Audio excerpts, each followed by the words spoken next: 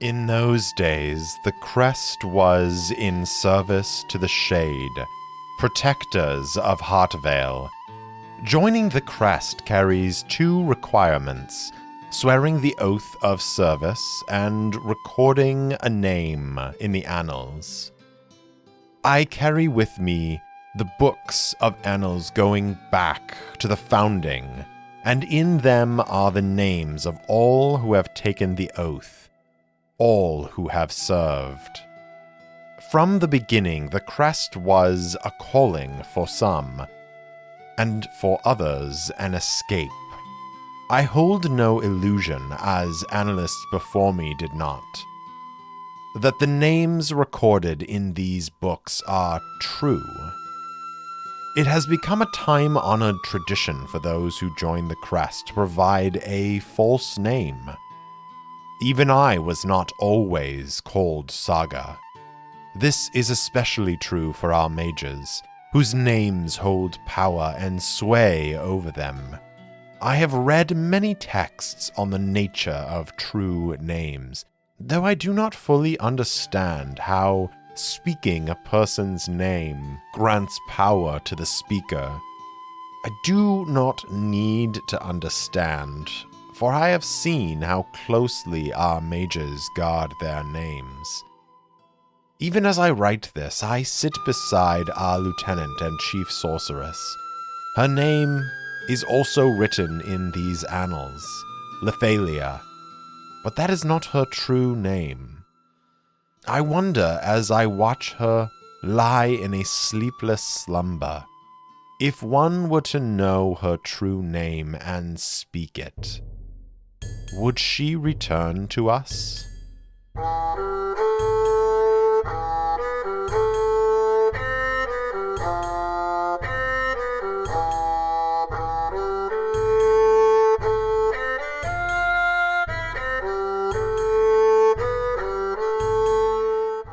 Welcome back for another episode of Errant Adventures. As always, I'm your game master and solo player, Steve Morrison. On this week's episode, Arid attempts to find Lethalia's spirit in the plains beyond the Sea of Stars. Find out what happens on episode 36, What's in a Name?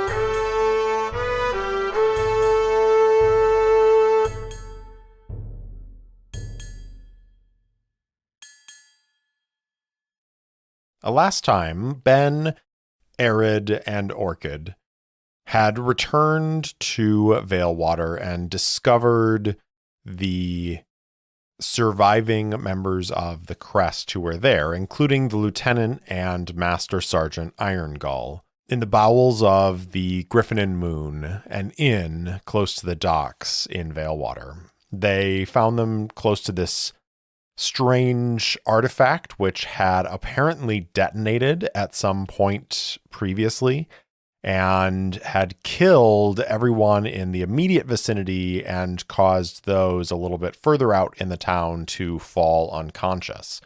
They found Irongull and two other members of the crest surrounding Lethalia, the lieutenant, who was unresponsive and seemingly magically absent from her body. Arid attempted to draw her back, but failed, though he did determine that they could move her body and the artifact itself relatively, and I stress relatively, safely. As they left the Griffin and Moon, they encountered a gentleman by the name of Reinhold Philiphant, who was sent by the Shade to clean up their mess. A master illusionist and mage. They left Reinhold behind to clear up the mess and cover up their part in it. Once the survivors returned to Heartvale, Ben suggested they seek out the apothecary known as Mother Tumor, and Irongull agreed, sending Ben, Arid, and Orchid off to see if this apothecary had any curatives that could be used to help Lephalia. Ben takes them to this apothecary shop where they find an old woman with shining hazel eyes who, after a brief conversation, agrees to help them. But it's going to come at a price, and that price is not coin or influence, but something far greater, far deeper. And Arid offers to pay the price. We ended last episode with Arid taking this vial and speaking into it his true name. There is silence in Mother Tumor's shop for a moment as Arid has just spoken his true name into the vial. Ben and Orchid kind of look at each other as if they're wondering if there's more to this. But before they have a chance to voice that question at all, Mother Tumor steps forward and takes the vial from Arid's hand. She whispers her own incantation around it, and then they see this strange silvery liquid forming inside of the vial. She stoppers it and then holds it up, studying it carefully. Then she smiles and says, "It looks good, my dears. I think we have done well today." Arid nods and says, "Thank you for your assistance, Mother Tumor." She smiles back at him and says, "And thank you, my dear, for your wonderful gift. I will keep it safe, don't you fret." And Arid, studying her, is not sure if what she says is true or not. But there is little he can do now, for he has spoken his true name in the hearing of another wielder of the talent. She could use that name against him, even now, though he doesn't see that there would be any benefit to that here in the moment. But what she has gained is an important piece of information, and if she were to pass that information on to someone else, it could be very dangerous to him. But I think Arid knew going into this agreement that that was going to be the price, and he paid it willingly. I think Ben, seeing this exchange between the two of them, says, "Is that all then, or is there something more we need to do? Are we through paying for this service?" Mother Tumor turns and winks at him and says, "Why, yes, my dear. There is no more needed here. The payment is done, and my services have been rendered. Provide your friend with this curative, and they will be at least on the path. I cannot guarantee that they will return to their body, but if there is incentive for them to return, they will. They will. This name will be like a beacon for their consciousness and will guide them back to their body. Again, if there is the desire." "I'm sure there's the desire," Ben says. And then he looks at Arid and says, "Arid, do you need anything else, or are we done here?" Arid shakes his head and says, "I need nothing more. We can go." All right. And they are going to take their leave of Mother Tumor. They are going to head back out onto the streets. And that is going to end the scene. So we can update our thread. One of the threads was find a curative for Lephalia. We have done that, so we can update that to provide Lephalia with the curative. So that is going to be the setup for our next scene, which is return to the nest and administer the cure. And I am going to bump up the chaos factor up to 7 again, because I think that even though they got what they wanted out of that scene, I don't know that they were necessarily in control of that scene. So let's roll our d10 and compare it against our chaos factor of 7. I rolled a 6, which is below the chaos factor and is going to be an interrupt scene. So let's see what we've got. We're going to roll on our event focus table. 20. NPC action. Okay. So we have 9 NPCs currently listed. We've got Iron Gull and Lephalia. We've got the Vidala family. Merrick, who is Ben's brewer friend, Erdira the Shade. We have the Fell Swords, which are another mercenary company in the area. Gillen, who we know has joined the Crest, although Ben doesn't know that yet. And then we've got the Kingsword and Reinhold Philiphant. So I'm going to roll a d10, and I'll just re-roll on a 10. A 6. The Fell Sword. Interesting. Okay, so this is an interrupt scene that relates to the Fell Sword. Let's go ahead and roll on action and subject and see what the terms of what this interrupt scene is going to be. 7, violate, and the subject, 12. Violate opposition, or a violation of the opposition. So the Fell Swords are a mercenary company. They have in the past been opposed to the Crest when they were hired by members of the Vidala family. But is it more than that? So is it just that the opposition is the Crest? Because we know that once the Vidala were sort of run out of town, the quarrel that the Fell Swords and the Crest had ended. But did it really end? Well, I guess we don't know. So there is something going on. The Fell Sword are engaging in something. I think there are 2 basic options that are coming to mind, which is that they were left behind by the Vidala when the Vidala fled, and therefore that contract was broken. But maybe whoever is in the Kingsword who, other than Ephraim Fellheart, who also knows about that alliance, maybe they know that they could hire the Fell Sword again, and that would create a natural sort of enmity between them and the Crest.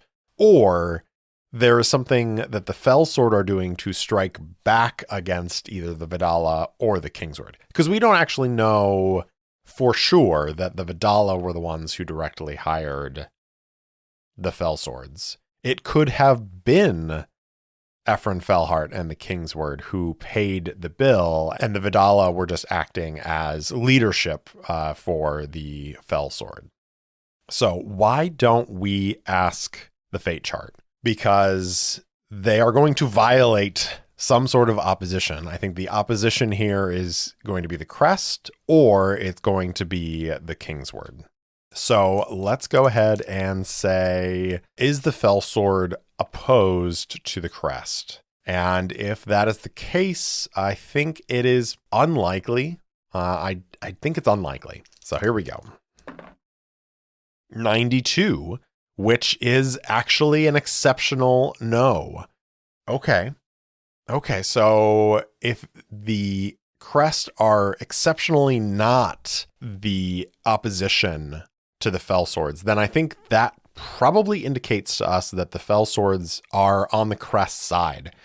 And I think to flesh that out, that means to me that someone has hired the Fell Sword to go against the Kingsword. It could be the Shade, or it could be Lord DeSoto. And I like the idea of it being Lord DeSoto because I like the imagery of these 2 powerful nobles in the city, each having their pet mercenary company that they are funding. So we've got the Red Fox, who is the patron of the crest right now, and then we've got Lord DeSoto, who is the patron of the Fell Swords. Okay, so they are violating the opposition, meaning the King's Word. What does that mean, though? What does that tell us? Are they actually attacking the King's Word, or are they acting more subtly? Because again, the Royal Dispatch Company is this rather large organization in Heartvale that is basically in control of the citywide news and propaganda, and they have contracts with the city government to provide information and provide a platform for the government to convey information to the populace. So I don't think that DeSoto would strike at them directly. So I think this is where we have to ask some questions as well of the fate chart, because Ephraim Fellheart is missing currently. And we, I think, have decided that he is in league with the Vidala, although we don't know to what extent yet. But how deep into the organization does this go? Is it just him using the resources, or is it like a sickness and there are people inside the organization who are working directly for Ephraim Fellheart and are trying to support these cultists of Vargosh? Because I don't think it's the entire organization. I don't think the whole organization is somehow a front for this cult. I think it's Ephraim Fellheart, and he probably has lackeys who are working within the organization. But there are probably also people within the organization that don't know anything about cults or, the political machinations of their leadership, and are there to just create art and tell stories and are just sort of looped in with the rest. So I think the question is Fellheart working alone within the Royal Dispatch Company? And I think it's pretty much impossible. So I'm going to start there. 72 is a no. No, he is not working alone. Is the entire organization devoted to this cult? I think that's also impossible. 17. Okay, that's barely a no, but it is a no. So they are not devoted to the cult. That means that we're ranging somewhere between 2 and a lot of people are in on whatever Ephraim Fellheart is planning. And again, I want to be clear here. I don't actually know if Fellheart is a believer in the cult, in the dead god Vargosh.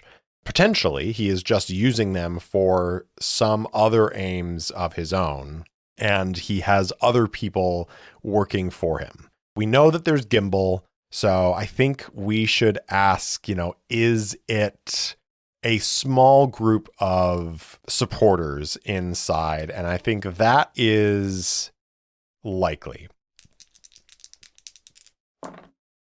23, yes.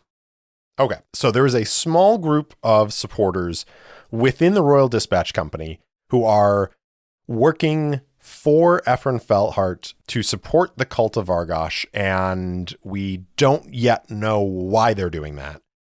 But I think we know that Lord DeSoto has hired these Fell Swords to suss out who these people are and try to cut them out of the Royal Dispatch Company. With that decided, now we need to have a scene. And this scene is going to involve the Fell Swords trying to figure some information out. So why don't we roll up a character to represent the Fell Swords?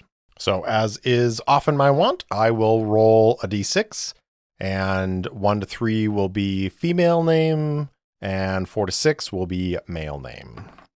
A 6, so it will be a male name, and I am going to roll on a new table, and this comes from the Great book of random tables by Matt Davids of Dice Geeks. Definitely highly recommend all of his books of random tables. So I'm going to roll a percentile dice. I got 19. Linford. I like Linford. I'm going to go over to Maze Rats and roll up a little bit of some descriptions here. 1 and a 6. Brutish. So he is brutish. What is his physical details? 6 and 5. He has tattoos. His clothing is 2 and 4. Embroidered. Interesting. Personality. 1 and 2. Brave. It's good for a mercenary. And mannerisms. 2 and 1. A drawl. Oh yeah, we'll go with drawl. All right, so this is Linford the Fellsword. And again, this is an interrupt scene, so what we are seeing is going on either before or after the events at the apothecary and before we jump into our next scene. I think it's getting on towards evening. And there is a small tavern that is on the border of the Grasp. Linford, a sergeant in the Fellswords, is making his way through the city streets. And he is passing by a number of beggars on the street and is making his way towards this inn. And in fact, let's give this tavern a name. 4 and 5. Petrified. 4 and 5 again. Mackerel. The Petrified Mackerel. So it's probably in the sort of border of the Tame and the Grasp. And the Petrified Mackerel is this grimy, rundown tavern that is always loud and raucous. Linford is a large man. He has tattoos marking his arms and his neck. And he, as he walks, makes no mystery about the fact that if you cross him, he will beat you down. And so, no one crosses him as he makes his way to the Petrified Mackerel. As he walks in, again, it's getting on towards evening, so it's a fairly full house. There's the smell of salt from the sea in the air, and the smell of sweaty dock workers who have been working through the day. And Linford enters the tavern looking around for his contact. He sees the contact sitting in a corner, and he makes his way there. His contact is not dissimilar from him, though maybe a fewer tattoos and a little less gnarled, but still a somewhat older man who is also well built, and he has curly hair, and there's a flamboyant flair to his clothing. Linford sits down at the table where this man is also sitting, and there's already a drink waiting for him. Linford picks it up, sniffs it, and says, Well, this rot gut's just about what I needed. The other man grunts and takes a sip from his own cup. Linford says, "Now, I've been hearing that there are some shakeups going on in your company, and my commanding officer is very interested to hear all about it. So tell me, Mortar, where has Ephraim Fellhart gone? Who exactly is running the Royal Dispatch Company right now? And if you can't tell me that, what are we doing here?" Mortar, I think, looks at him and then just shrugs and says, "I don't know what to tell you. There have been strange things going on in the company.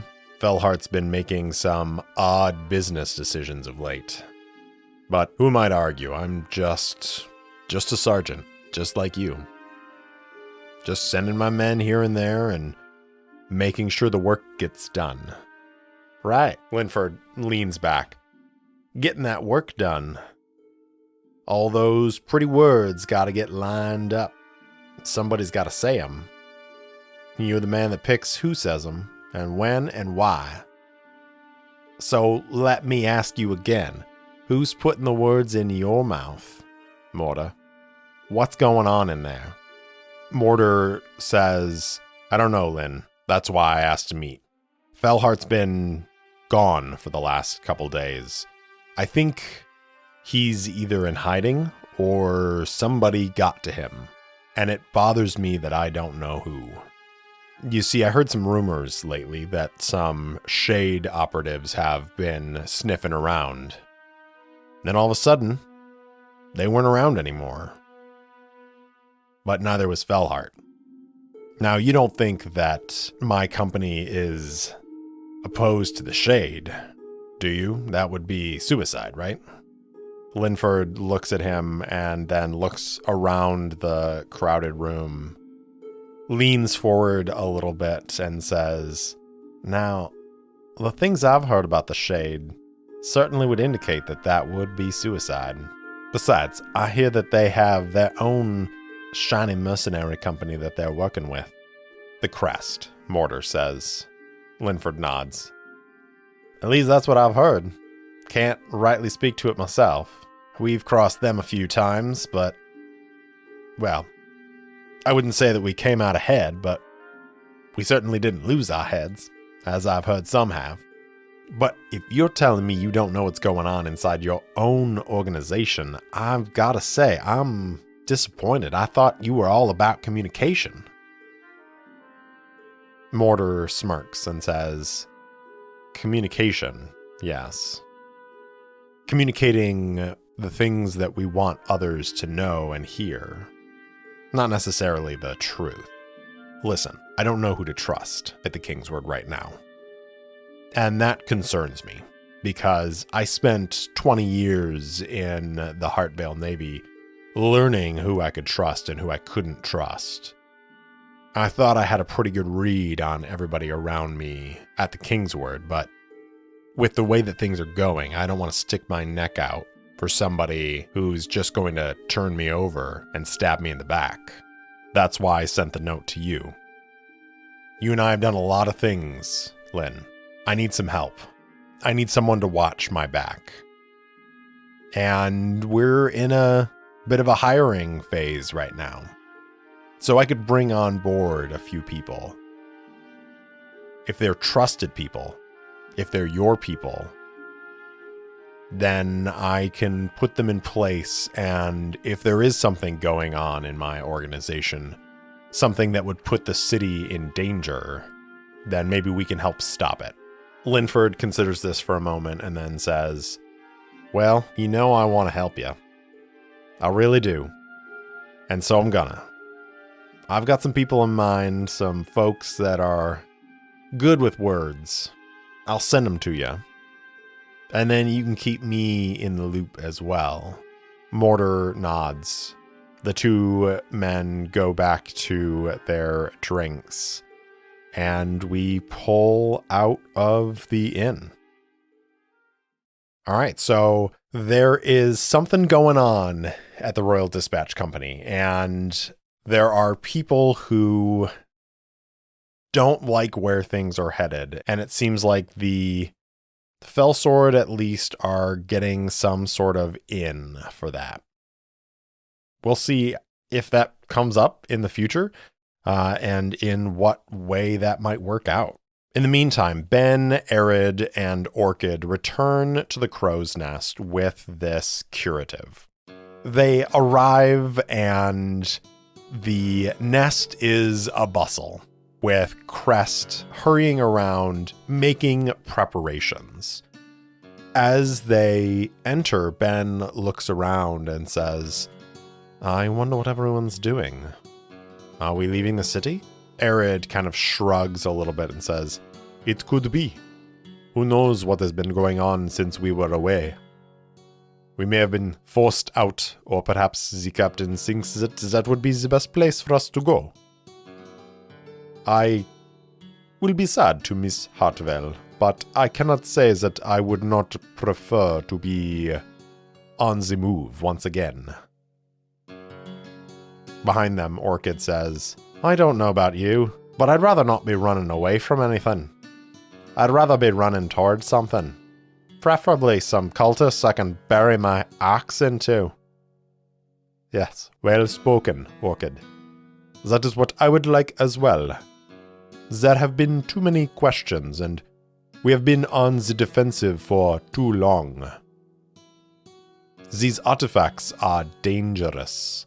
And if we do not sort them out, I fear that something even worse is going to happen to all of us. I worry about that as well, Ben says, especially since we have brought these artifacts together here in Heartvale. Do you think it was wise to bring that artifact from the Griffin and Moon into the city? What if it goes off again? Arid shakes his head and says, I thought of that. Unfortunately, unless we can separate this connection between the lieutenant and the artifact, I do not know that we can keep them apart. And we needed to get back to the city. I agree with you. It is dangerous. We should solve that problem as quickly as we can. And he holds up the curative. It's at that point that Iron Gull sees them. And he comes over and says, finally, did you get something? Arid holds up the vial and nods. Iron Gull says, excellent. The captain agreed that, at least for the moment, if we can solve this problem on our own without calling in the shade, all the better. It's not that we don't trust our patron, but we'd rather they not know that our head sorceress is incapacitated at the moment. If that information got out, it would be detrimental to our protection. The three of them nod. Ben, especially, I think, says, don't worry, Sergeant. We didn't get into the specifics of what was happening, just the general idea of what we needed. Good. All right, well then, let's get it done. We put the lieutenant in her laboratory. Follow me. And Iron Gull leads them through the crowded members of the Crest, back towards the back rooms of the Crow's Nest. As they walk, Ben says, Sergeant, we couldn't help but notice the bustle. There are a lot of Crest gathered here. Is something happening? As they emerge into the hallway, Iron Gull nods and says, yeah, something's happening, all right. We have a direction towards where those Vidala are. Finally, we can strike at them. Ben and the others share a look.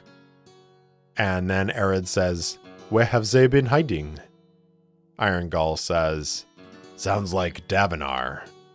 At which point, Ben pales for a moment and says, Davina? We are going to Davina? Yeah, kid. Look, I know your feelings on the subject must be complicated, considering the fight that you had with them for several years. But this isn't about Davinar or Heartvale. This is about, well, cultists who are possibly trying to kill us all.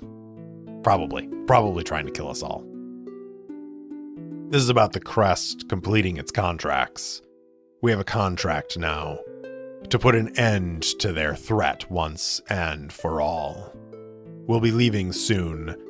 The captain is working out the details with the drift. I see. All of us will be leaving? The whole company going to Davina? We're still working out the details, kid. Let's focus on the important thing, which is getting the lieutenant back. Yes, Sergeant. They enter the laboratory, and the orb, this fleshy orb, is still wrapped up in that cloak that Arid borrowed. It's sort of sitting in the middle of this table that contains various magical texts and instruments. Iron Gull sort of shrugs at it and says, I didn't really know where else to put it, so we just put it there. The lieutenant is laying on a cot, and Saga, the analyst, is sitting beside her, scratching letters into the great tome that contains some of the annals of the Crest. She looks up when they enter and says, So, you have returned. Good. Iron Gull said you were going to find some sort of curative? Arid holds it up once more. Saga says, Excellent.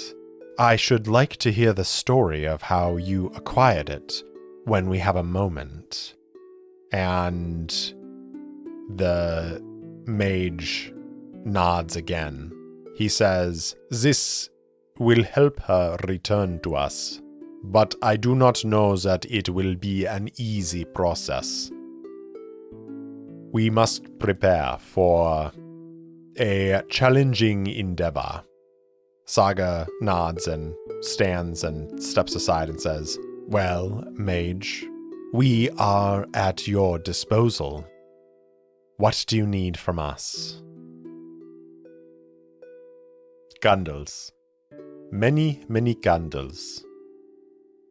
And some wine would be nice. She stares at him for a moment, and he is smiling back his wide grin. Ben almost chuckles, but manages to hold in his humor. Then she says, Candles. Candles we can get. As for wine, perhaps we should all have a drink before we embark on this endeavor. They spend some time setting up the room. They, according to Arid's instructions, pull the cot into the center of the room. They place candles around them in what at first seems like a random pattern. But after a moment, Ben, looking at them, says, They're constellations. Arid nods and says, Yes, these stars will also help to guide her home. They light the candles, and even though I think Saga is not entirely sure if Arid is pulling her leg on the wine, wine appears. They fill several goblets, all of which they drink from. And then Arid takes his which he drank from. And he steps over, he says a few words into it, and then opens the vial and pours it in. That silvery liquid mixes with the deep ruby red color of the wine. And carefully, gently, Arid holds up Lefalia's head and tips some of the wine and curative mixture into her mouth. She swallows it and makes no sign of resisting this ritual. When she has consumed a little bit of it, he lays her head back. And then he turns to the others and he says, "Now, this is the hard part.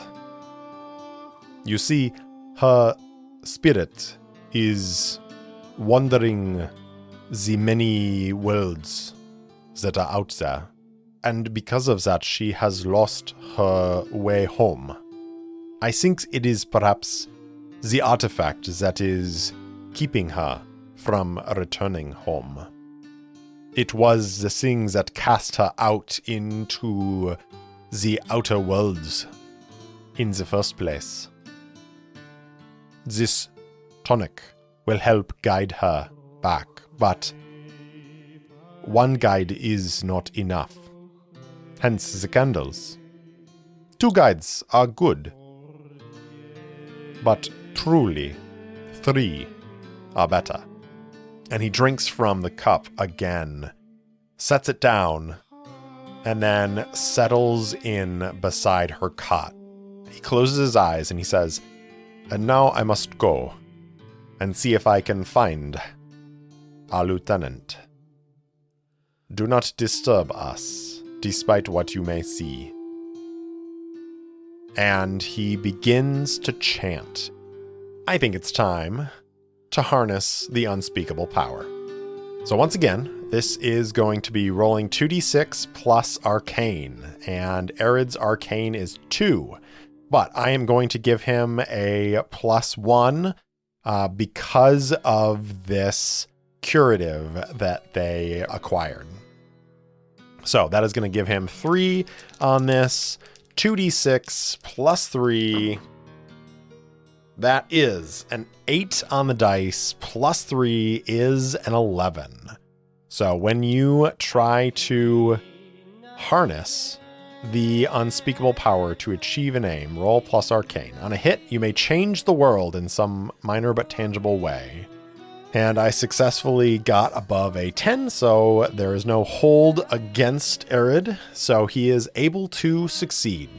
So let's roll some action and subject here. 63. Ambush. 7. Ambush allies. Ambush allies.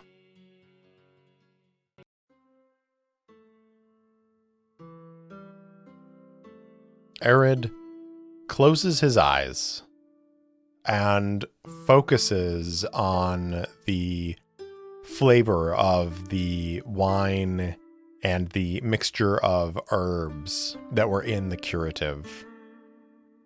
He focuses and focuses, and then in only a few heartbeats, he is floating. He's floating in a vast, waterless sea. A sea of stars. When he opens his eyes, it is calm, peaceful. He looks around, and just as suddenly, he goes from floating to standing on this vast sea of stars. He looks to his left and to his right, and it goes on forever, as far as his eyes can see.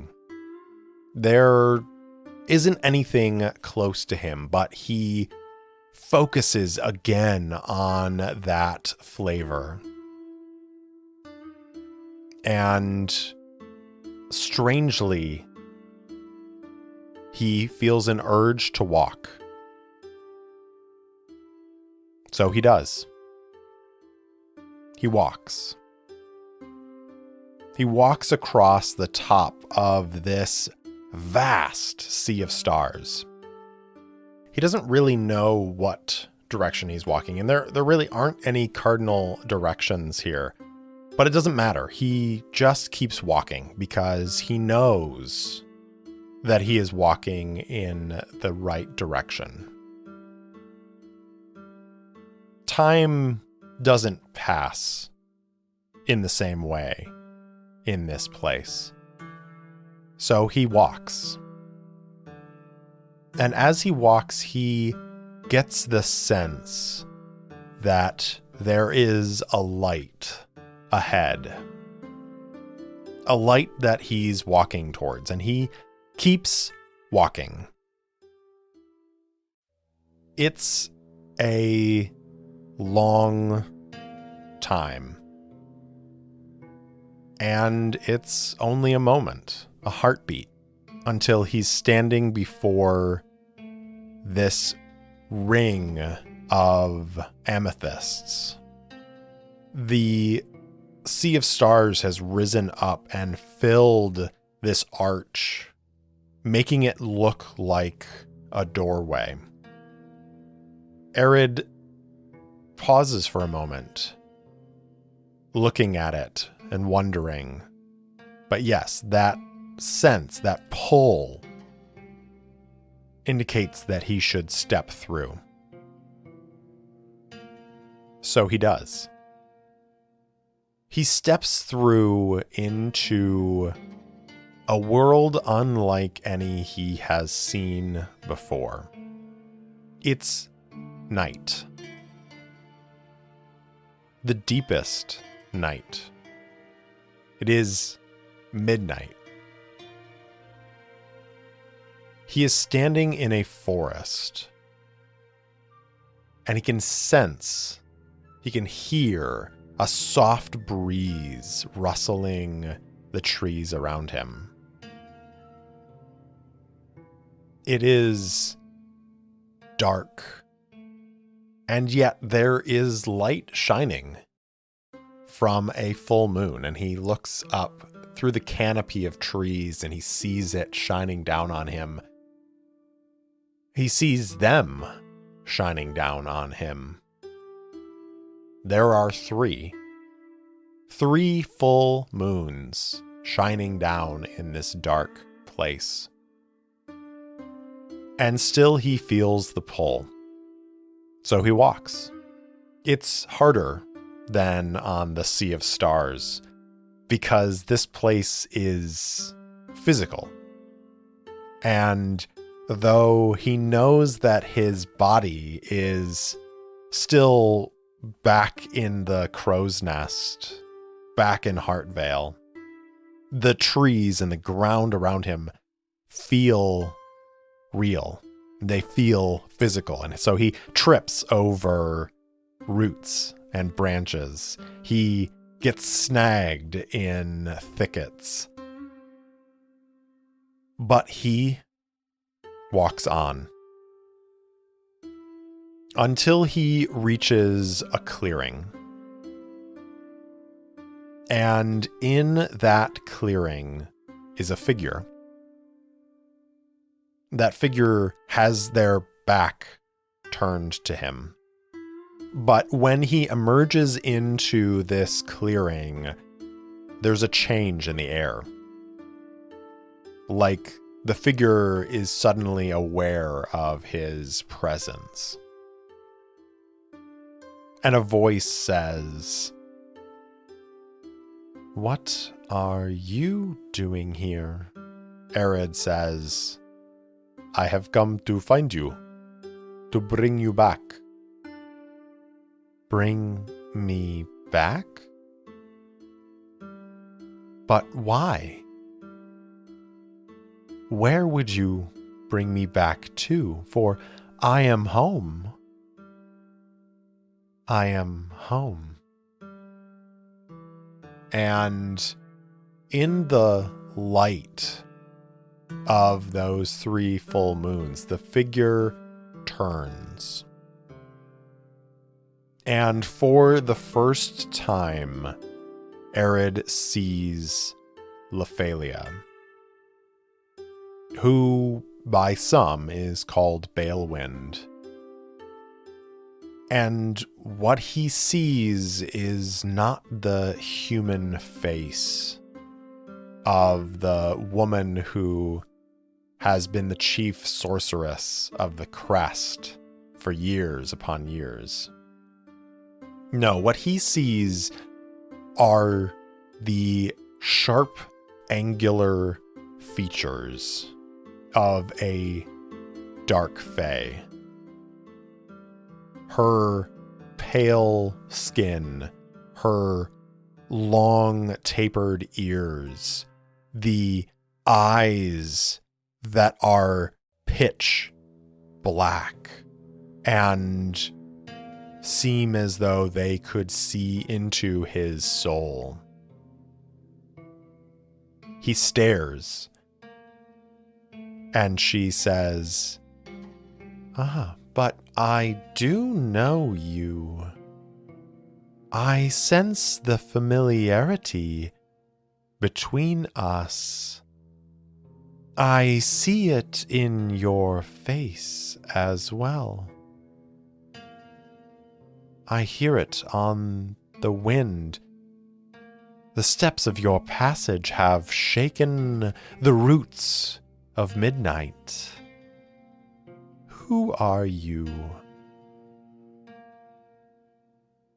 He says, you have known me as Arid. But that is not your name.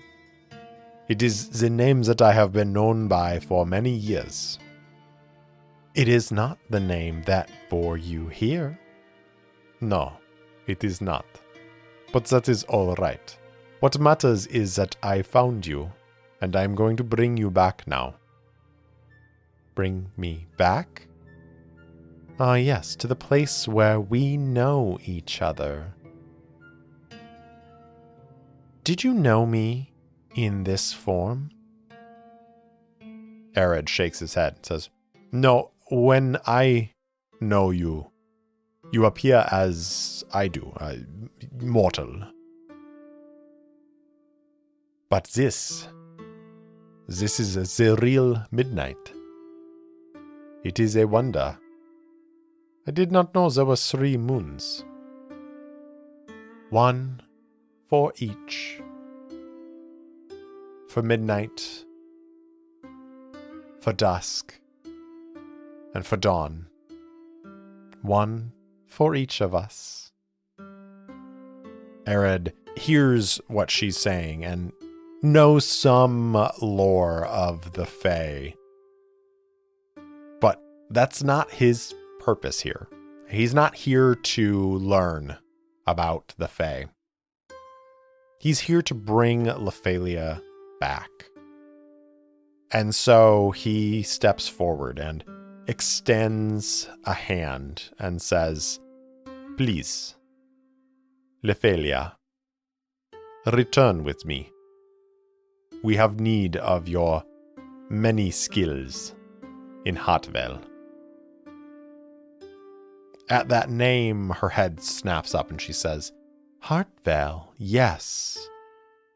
Now I remember. There was a power, old and dark. I tried to contain it, to stop it.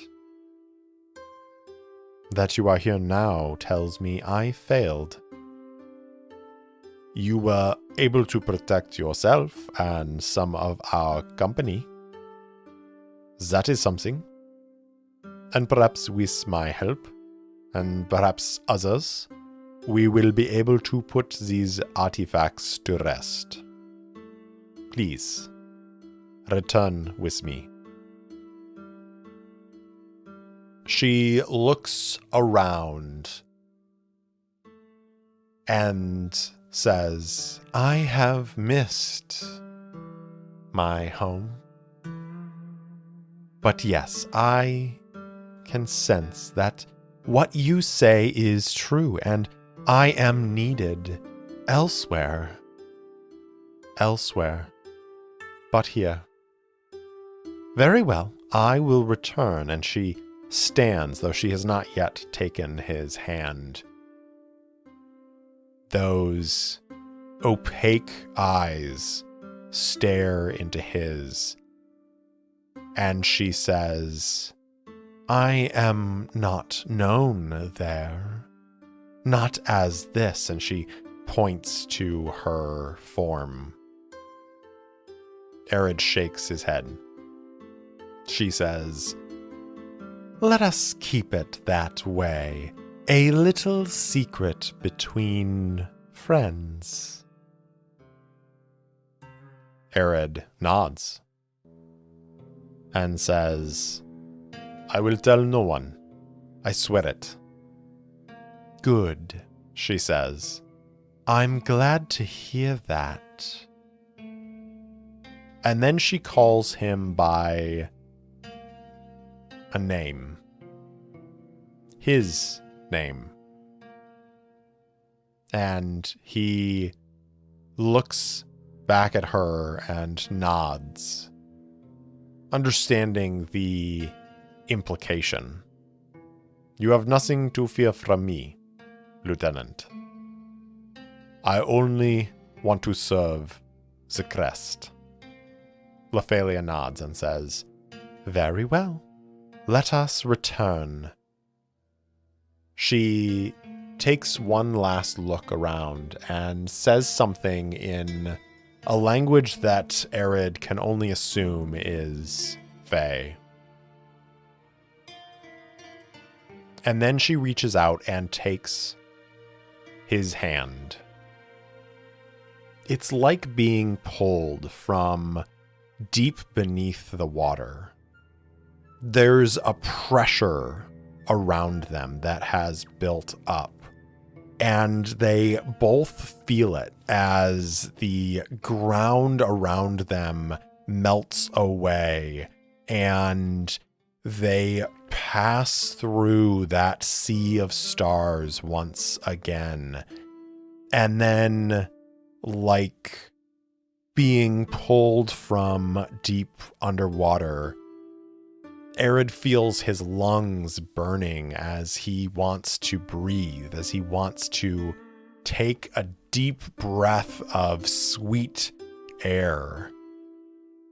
And then just as quickly, he opens his eyes and inhales a deep breath.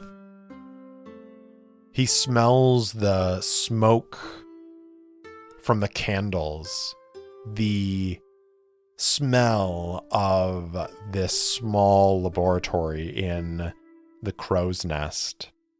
He opens his eyes and sees the others sitting around, waiting, watching. His eyes turn to Lephalia on the cot. She's once again in her mortal form. Her eyes snap open and she meets his gaze. Then she sits up and surveys the room. Arid looks behind him and sees the captain standing there, leaning against the wall. The captain nods to Arid and then says, all right, if everybody's done napping now, let's see about ending a cult.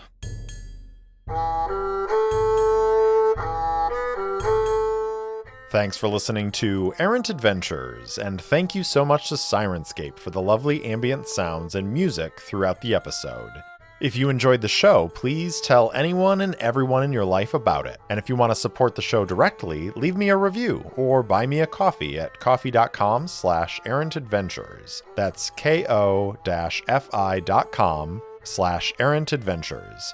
If you want to interact with me, my handle on Instagram and Twitter is @errantsolopod, or you can email me at errantsolopod@gmail.com.